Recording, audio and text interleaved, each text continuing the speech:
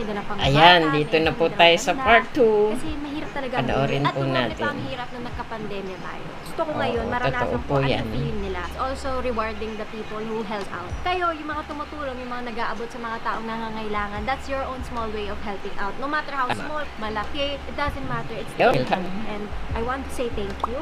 Also, I want to experience ko anong hirap na pinagdadaanan nila. Kasi, di ba, lagi na lang ako cute. Gusto ko yung, maranasan ko naman din yung hirap nila. Kahit for a few hours lang. Meron tayong karatula. Patulong lang po, pamasahe para makauwi na ako ng Baguio. So, ayan. Hindi nyo pa alam, taga Baguio ako. Ayan. So, maghihingi ako ng Wow. pamasahe. At kung sino ang magbibigay sa akin, ito times 1,000! So, kung wari may magbigay ng 1 peso, Sayang. gagawin ko 1,000. Sana ako na lang ang nakasalubong mo, idol. Kapag may nabigay ng 20 pesos, 20,000. Kapag 1,000 pesos, 1 million.